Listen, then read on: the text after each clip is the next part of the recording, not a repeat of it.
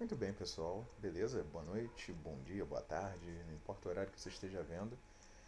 Nós vamos falar sobre um assunto relativamente grande, então é bem possível que esse assunto seja cortado em partes para que caiba, digamos assim, no nosso estudo.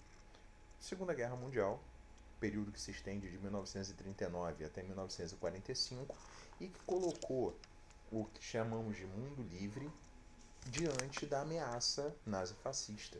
A ameaça de um mundo onde a liberdade seria censurada, onde uma raça, como se isso existisse, específica, seria muito mais beneficiada que as demais.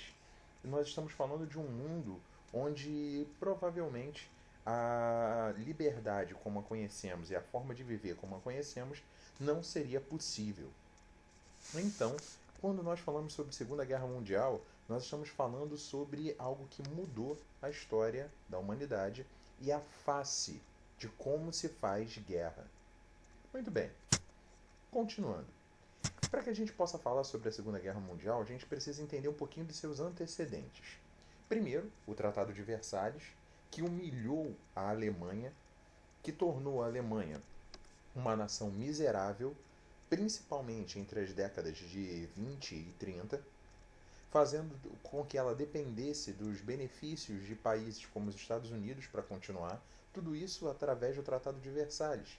Tratado esse que acabou de alguma forma complementando uma série de vinganças, revanchismos que a Inglaterra e a França tinham para com a Alemanha.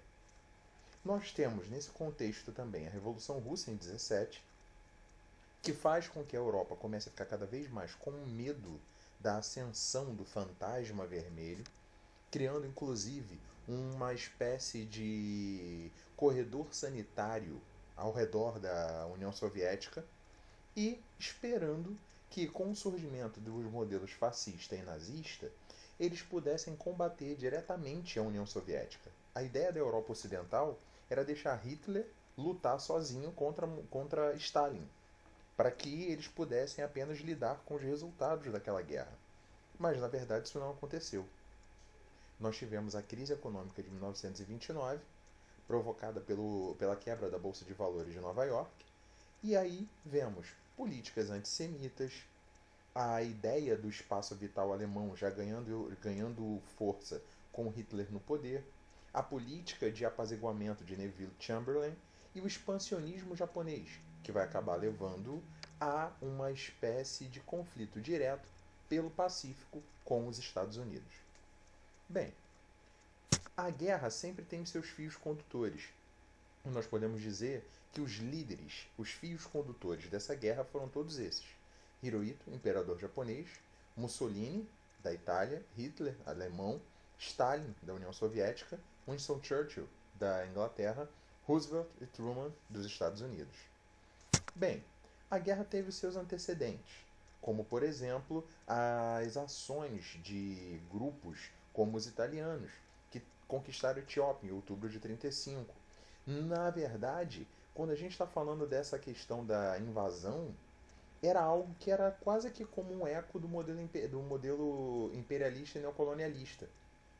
Mas o grupo que existia à época para tomar conta das nações, para fazer com que os países respeitassem a si mesmos, a Liga das Nações, era algo tão fraco e tão inconsistente que não conseguiu fazer com que houvesse uma oposição decente àquilo. O domínio italiano nessa área nunca foi bem feito e, no total, as guerrilhas etíopes acabaram sendo aliadas dos ingleses na Segunda Guerra, provocando grandes danos à Itália. Bem, e isso é algo que se lembra desde muito tempo, pois os italianos já haviam sido derrotados pelo exército da Abissínia, isso já no século XIX. Bom, a expansão japonesa começa pelas ilhas próximas ao Japão. O Japão, como um arquipélago, não tem como manter uma quantidade grande de ferro, carvão, coisas necessárias à manutenção da sua nova indústria. Indústria essa que vem com a era Meiji, que substituiu o período Tokugawa, que era o período dos samurais.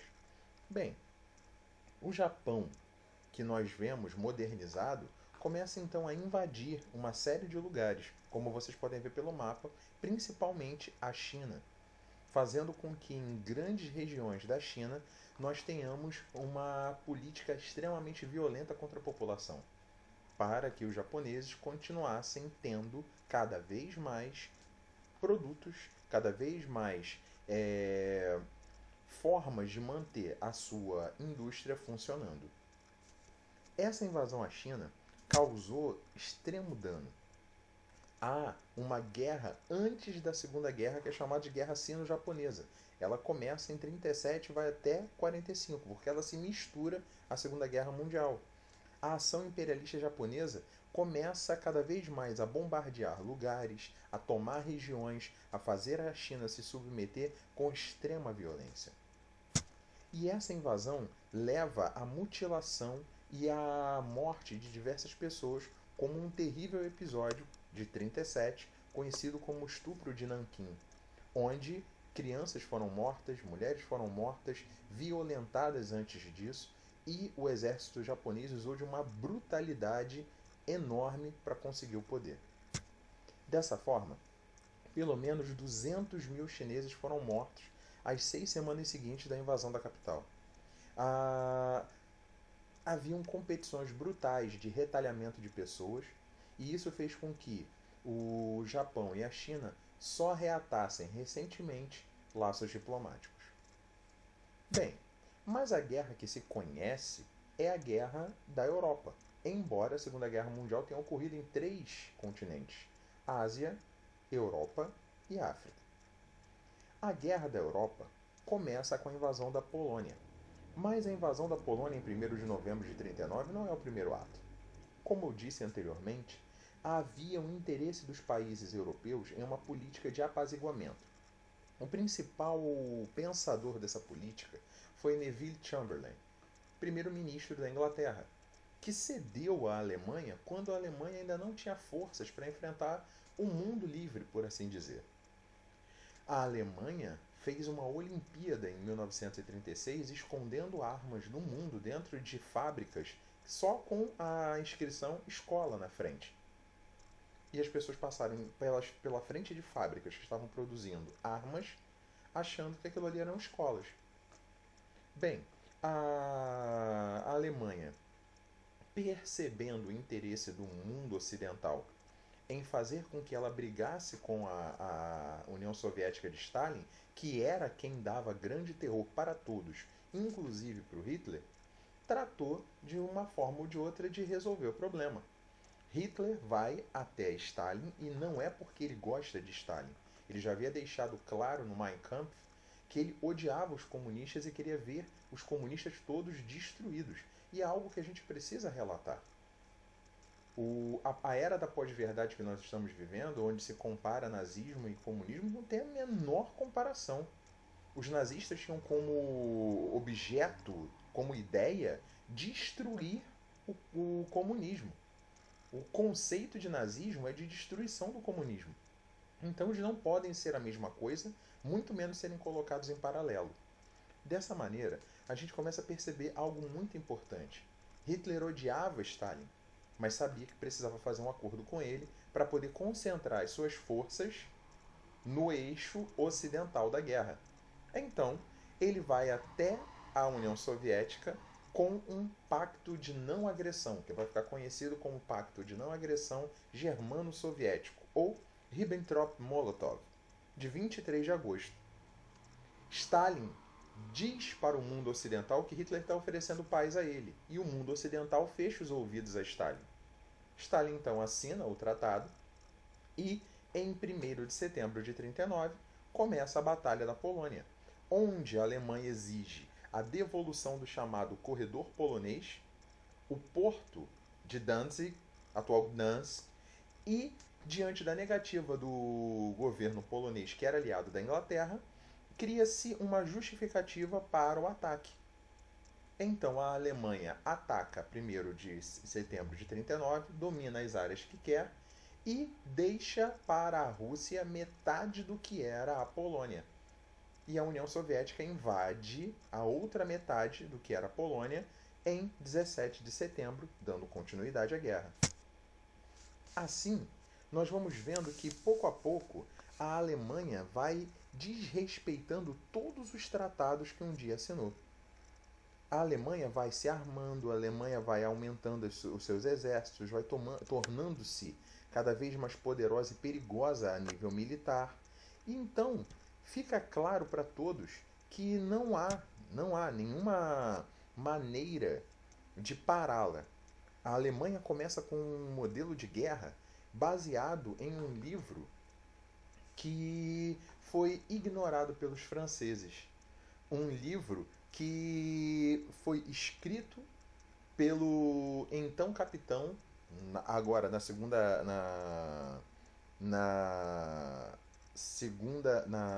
Guerra Mundial, general francês, general francês, general francês de Gaulle. De Gaulle que vai ser o líder da resistência francesa. Bem, a Alemanha começa com um modelo de guerra que é chamado de Blitzkrieg, ou Guerra Relâmpago. A Blitzkrieg era um tipo de batalha que se baseava na organização da guerra. Eles não colocavam a artilharia leve, ou seja, os soldados, para lutar contra outra artilharia leve. Graças à Guerra Civil Espanhola, a Alemanha havia tido noção e tinha uma vantagem tática sobre o resto do mundo, porque sabia que os seus tanques suportavam os ataques das armas que o mundo tinha até então. As brigadas Panzer alemães suportavam esses ataques. E esses ataques com armas leves, não fazendo mal aos tanques, era muito mais fácil você colocar o tanque contra a infantaria leve, porque você sabia que ia conseguir passar por ela. Então a Alemanha basicamente atropelava com os Panzers, que em terrenos difíceis alcançavam até 60 km por hora, as infantarias leves. Posteriormente ela passava com a força aérea, a Luftwaffe, bombardeava o campo de batalha e só então ela mandava a infantaria leve para acabar com o resto da resistência. Isso fez com que basicamente a Alemanha ganhasse o território europeu muito rapidamente. Daí o nome Blitzkrieg ou Guerra Relâmpago. Dessa forma, nós vamos ver que pouco a pouco nós teremos, na verdade, uma Alemanha cada vez mais poderosa. E aí, em 23 de maio de 1940, Hitler está passeando por Paris, porque ele já conseguiu invadir até mesmo a própria França. Ele só não destruiu Paris porque ele gostava muito da cidade, já que era um adepto, um fã de arquitetura, e queria manter Paris em pé para que Paris pudesse ser comparada com Berlim após a guerra, porque, segundo ele, Berlim ia ser uma cidade tão maravilhosa que Paris seria uma sombra diante dela. Bom, mas não é só isso.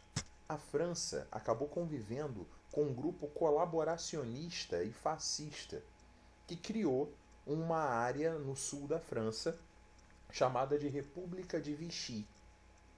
Esse sul da França que assina um pacto com os alemães se rende, e isso que gera a famosa resistência francesa, com o de Gaulle que vai para a Inglaterra.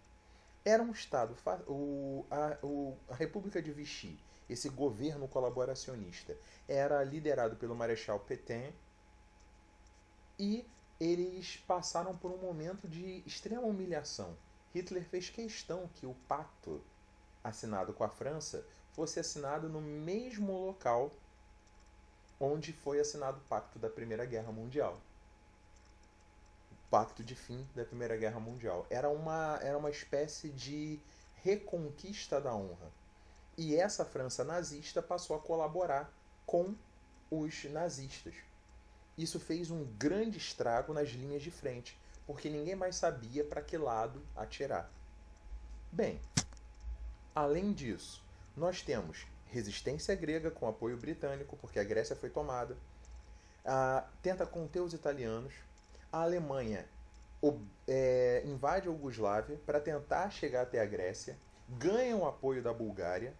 Mussolini é derrotado pela resistência grega, mas consegue, graças à ajuda búlgara e alemã, organizar parte do Mediterrâneo para si e criar essa ideia de Mare Nostrum, que era algo que remetia ao Império Romano.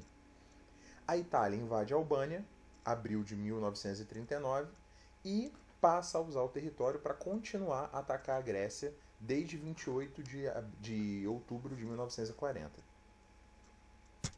A guerra vai se estendendo e ela sobe para o norte europeu. É chamado de Guerra do Báltico, um local estratégico para poder mandar produtos e chegar em determinados lugares. Finlândia, o norte da Polônia, áreas da Suécia, todas essas áreas eram importantes e acabaram se moldando como locais de combate. O caso interessante aqui é o caso finlandês. A Finlândia acabou se aliando à Alemanha para não ser invadida pela União Soviética e usou snipers e táticas de guerrilha de neve. A União Soviética, então, passa a negociar a paz. A Finlândia cede 10% do seu território e 20% da sua capacidade industrial, para que assim se faça a paz. Bem, a batalha continua. E com isso, a Finlândia passa a atacar a União Soviética com o apoio da Alemanha. Essa situação vai fazendo com que, em 19 de setembro, aconteça um armistício. Os alemães deveriam deixar de usar a Finlândia em 14 dias, mas, como se recusaram, os finlandeses passaram a atacar os alemães que os haviam ajudado a atacar os soviéticos.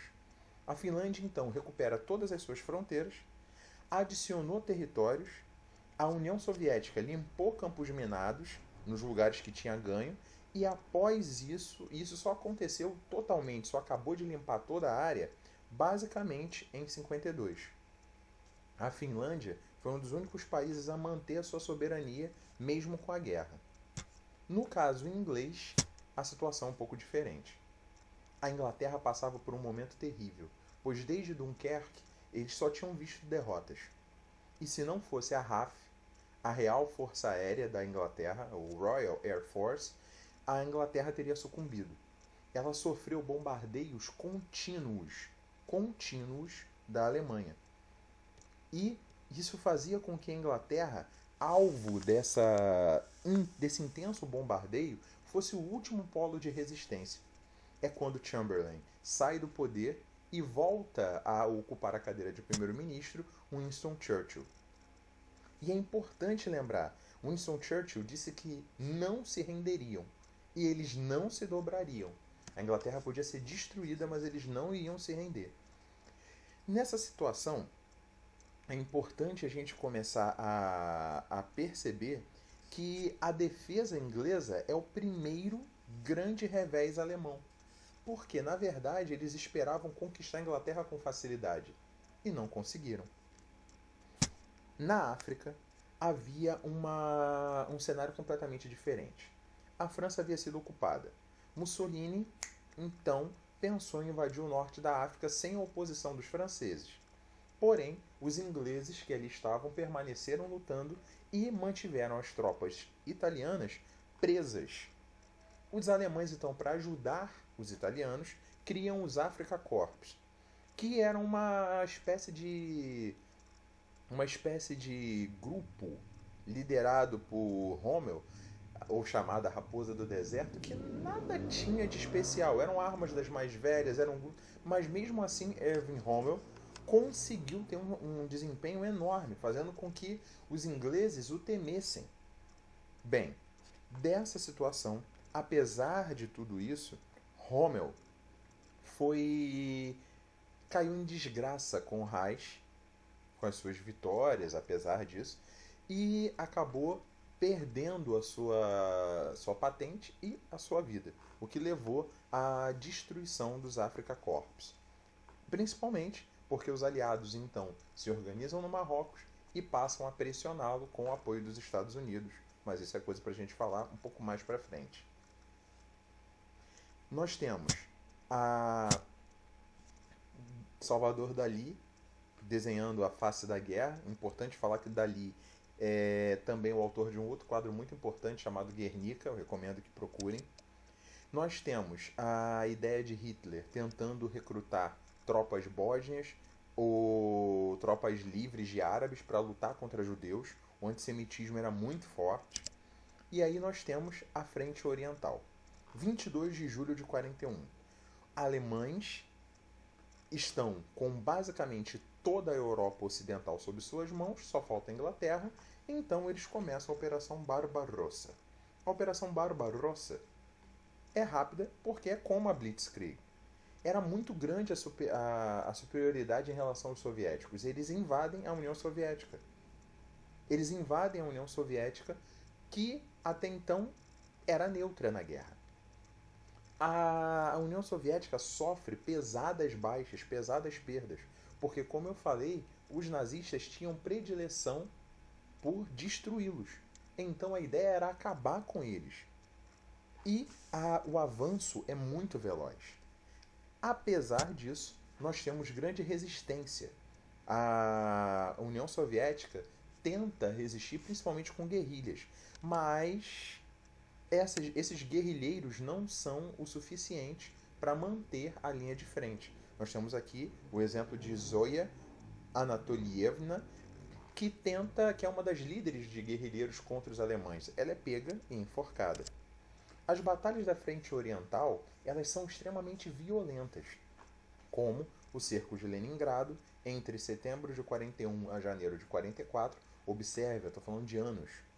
A Batalha de Stalingrado, entre julho de 42 a fevereiro de 43, com mais de 2 milhões de mortos. Batalha importantíssima porque vira a guerra. É a partir de Stalingrado que a Alemanha vai começar a perder.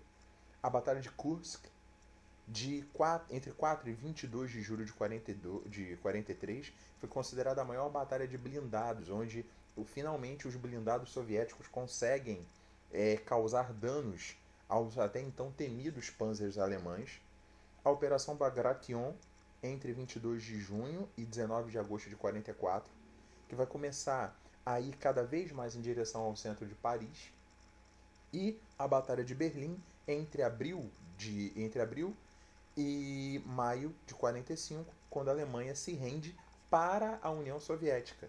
Quem vence a guerra na Europa é a União Soviética. Quem vence a Alemanha nazista é a União Soviética. Há de se contar também com as ases do exército soviético, que aceitava mulheres nas suas linhas de frente, e essas são algumas das mais condecoradas snipers e ases do exército soviético. Ekaterina Budanova, a Lydia Litvak, elas eram chamadas de bruxas da noite porque voavam com seus aviões à noite, sem iluminação, e bombardeavam as áreas alemãs. E temos Rosa Chanina, que conseguiu lutar sozinha, alvejando 54 alemães. Ela morre quando todo o exército, todo o batalhão dela se retira em uma batalha contra os alemães, e ela vê o seu comandante ferido e fica com o comandante ferido até a morte, protegendo ele como sniper. Essa guerra patriótica leva a uma série de grandes cartazes que a União Soviética fazia, porque isso era necessário para manter o moral não só das tropas, mas do povo lá em cima. E os americanos? Bom, os americanos até então consideravam a guerra uma guerra europeia. Eles só resolvem ir para a guerra quando o Japão os ataca a 7 de dezembro de 1941, o chamado Dia da Vergonha. O ataque a Pearl Harbor, onde vários homens perdem a vida num ataque surpresa dos japoneses. Aliás, um ataque surpresa que havia sido previsto, mas que os americanos não levaram a sério por acharem que a grande distância entre os Estados Unidos e o Japão faria com que o Japão não atacasse. Bem, os kamikazes, eles não tinham plano de volta. Eles sabiam que estavam indo para morrer. Então eles atacavam, quando acabava as balas, eles jogavam o avião. Eles esperaram um dia em que o vento estava favorável para poder chegar pelo menos no Havaí. todos os que foram sabendo que não voltariam para o Japão. Bem, isso faz com que a reação seja muito forte. Os japoneses, os descendentes de japoneses que viviam nos Estados Unidos, acabaram sendo colocados em campos com uma clara violação de direitos civis. Eram cidadãos estadunidenses, só eram descendentes de japoneses, mas eles perderam direitos, perderam seus bens. Assim como a gente pode ver também que havia grande segregação racial, os brancos não queriam lutar contra os negros, não queriam lutar junto com os negros, perdão, e então temos batalhões só de negros, batalhões só de nipo-americanos, para que eles não batalhassem junto com os brancos. Isso era uma coisa muito forte na guerra. Já no caso das mulheres ocidentais, elas serviam como enfermeiras, como auxiliares nas tropas. E isso é muito importante, porque a mulher passa a entrar no esforço de guerra, fazendo com que nunca mais ela saia do campo de trabalho. Bem, as mulheres faziam armas, ajudavam na parte dos motores, ajudavam a trabalhar nas fábricas, o que fez com que os Estados Unidos conseguissem produzir mais para o esforço de guerra. É importante lembrar que nesse período, a própria Rainha Elizabeth, que ainda é rainha da Inglaterra, serviu no exército nas tropas auxiliares britânicas, desde a parte de mecânica até na parte de enfermagem, ajudando os soldados que eram feridos. E ela foi considerada por Hitler como uma das pessoas mais difíceis de derrotar, tanto que ele não conseguiu. Temos as mulheres na resistência francesa, aí no caso é um grupo paramilitar, por isso elas estavam lutando, e foram aceitas como companheiras pelos homens nas batalhas. A guerra não se luta apenas com armas, tem também as chamadas conferências. Em 1941, o Acordo do Atlântico, Estados Unidos, Reino Unido e Inglaterra discutem a entrada dos americanos na guerra e os americanos impõem isso ao resto do continente. Se uma nação americana fosse agredida, todas as outras nações deveriam se juntar para a guerra. É claro que isso acabou fazendo com que o Brasil entrasse na guerra. Até porque o Brasil é dono do maior litoral no Atlântico Sul, o que era muito importante para os Estados Unidos. Temos a Conferência de Teherã, em 43, que vai acabar fazendo certos reconhecimentos de fronteiras quando a França começa a ser retomada. Partilha da Europa. A Conferência de Alta, já em 45, quase no final da guerra, para definir a partilha da Alemanha, e a Conferência de Potsdam, que define a divisão do território alemão e as punições que a Alemanha deveria sofrer. Nós vamos ver aqui os grandes senhores da guerra: Churchill, Roosevelt, Stalin, juntos definindo todas essas questões. A guerra ainda assim continuava. E a Itália, em 43, vai se perdendo. Mussolini perde apoio político. Vítor Emanuel III, que é o rei da Itália, mas estava absolutamente enfraquecido desde 1922, consegue mandar prendê-lo. Ele é resgatado pelos alemães e parte da Itália fica como uma área onde Mussolini governava. Com o avanço aliado, inclusive de tropas brasileiras, a região de Salò, a República de Salò, que seria essa República Italiana do Mussolini, é destruída. Ela chega ao fim em 25 de abril de 1945. Ele é executado pelos partisãos, pelos guerrilheiros comunistas italianos, e isso faz com que a Itália volte a ser livre dos fascistas. Mussolini é espancado e morto, e o seu cadáver é exposto em praça pública. Como nós podemos ver aqui, o cadáver de Mussolini, de Clara Petacci, uma amante, e dos demais líderes fascistas que foram presos com ele.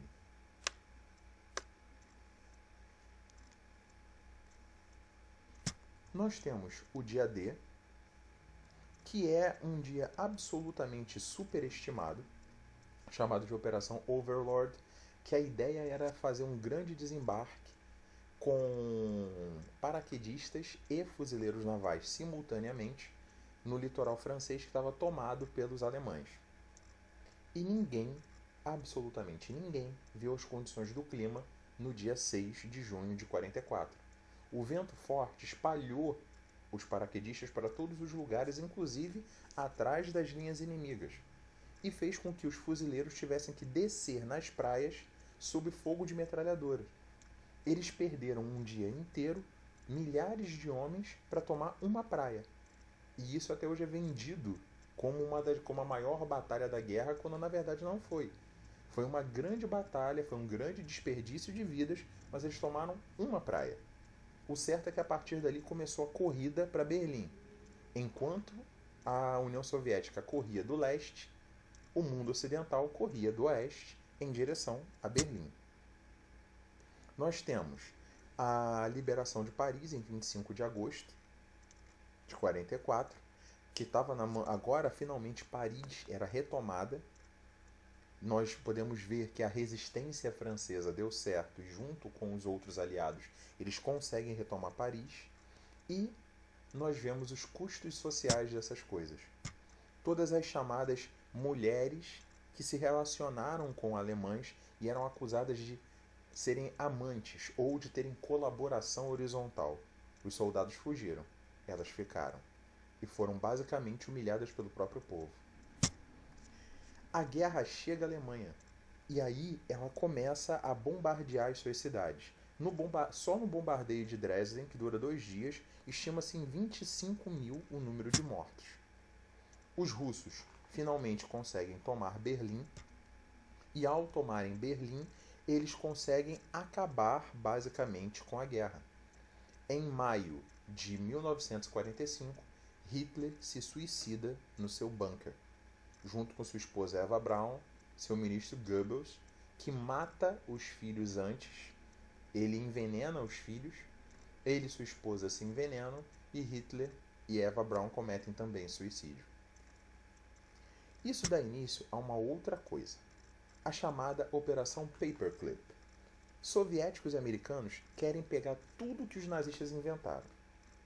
Os americanos, chamando essa operação de Paperclip, começam a pegar todos os cientistas nazistas que podiam, inclusive Werner von Braun, um cientista nazista, antissemita, absurdamente preconceituoso, mas que ajudou aos Estados Unidos a terem um papel preponderante na corrida espacial.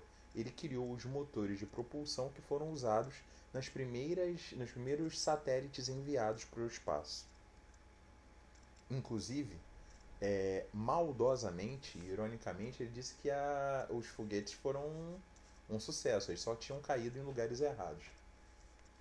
Bem, nós temos a guerra no Pacífico, porque a guerra contra o Japão continua, e as principais batalhas são a Guerra do Mar de Coral, Midway, Guadalcanal, Iwo Jima, que tem um filme maravilhoso, aliás, As Cartas de Iwo Jima, que eu recomendo que vocês vejam, a Batalha de Okinawa, os bombardeios de Hiroshima e Nagasaki, que são os mais famosos, em 6 e 9 de agosto de 45, para a rendição total japonesa no dia 15 de agosto de 45.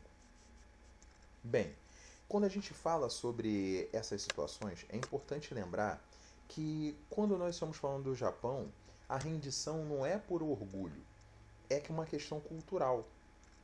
É uma questão cultural.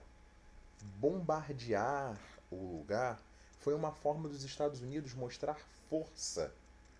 Os Estados Unidos estavam querendo assustar o mundo, mostrar força, já que a União Soviética havia ganho a batalha da Europa. Então eles precisavam vencer a batalha no Pacífico, porque o acordo feito em Potsdam era o seguinte: se os Estados Unidos até setembro não acabassem com a guerra, todo mundo ia se juntar contra o Japão.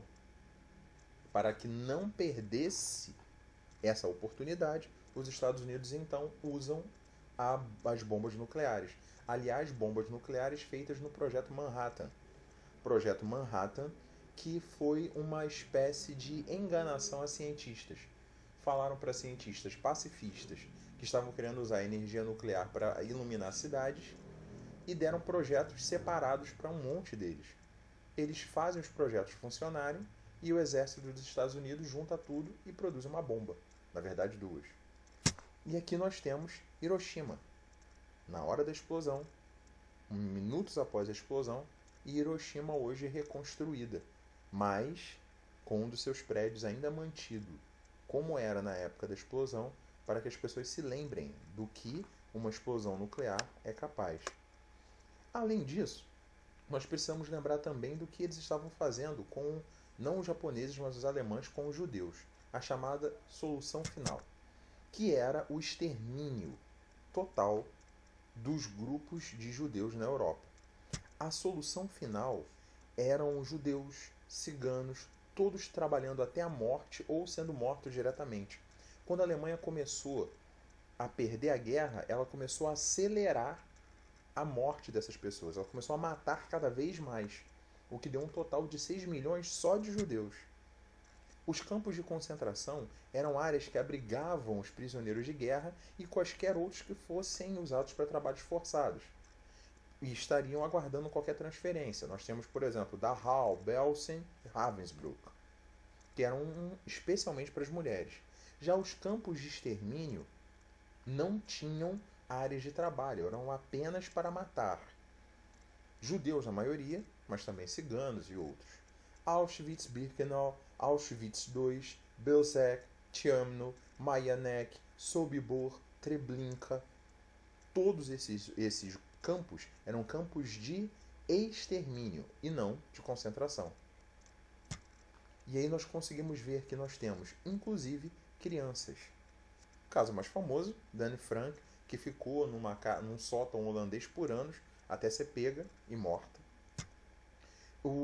Esses campos onde as pessoas eram colocadas e depois os restos eram queimados, onde as pessoas viam os seus familiares virarem fumaça, sem saber se no outro dia eles seriam aqueles que iriam morrer. É fato que quando a gente fala dos campos de concentração, dos campos de extermínio, nós temos uma coisa muito importante. Nós temos uma coisa muito importante. Basicamente, todos os soldados estadunidenses que entraram no campo de extermínio em Munique tiveram traumas de guerra. Os Estados Unidos perderam um batalhão inteiro, não por balas, mas por traumas de guerra, devido à tamanha violência que eles testemunharam no campo de concentração, fazendo com que eles ficassem tão enlouquecidos de raiva com aquilo que fizeram a população de Munique andar até o campo de concentração e passar por onde estavam os corpos, para que eles vissem o que estava sendo feito ali. E a maioria dos soldados, então, precisou ter baixa por problemas psicológicos depois daquilo. Bem, como desdobramento da Segunda Guerra Mundial, nós temos as questões dos estupros, que são os crimes que mais acontecem durante a guerra, as destruições da infraestrutura da Europa, muitos homens trabalhando como escravos nos países que venceram a guerra, principalmente no lado soviético, durante anos. Nós temos os julgamentos de Nuremberg e Tóquio para a punição daqueles que eram considerados os verdadeiros culpados. Lembrando que, no caso japonês, os Estados Unidos intervieram e Hirohito não foi punido. Temos a divisão política da Alemanha, posteriormente a divisão política da Coreia, o enfraquecimento da Europa Ocidental como grupo político, e aí vamos ver nascer, em 24 de outubro de 1945, a Organização das Nações Unidas, com 51 Estados-membros. A União Soviética, graças à guerra, se torna uma superpotência e começa a divisão do mundo entre Estados Unidos e União Soviética, chamada bipolarização ou Guerra Fria. Essa situação vai fazer com que, pouco a pouco, a guerra se torne cada vez mais uma fonte de renda, mas ela nunca pode ser esquecida como uma fonte de dor. Eu espero que vocês tenham compreendido. Uma boa noite.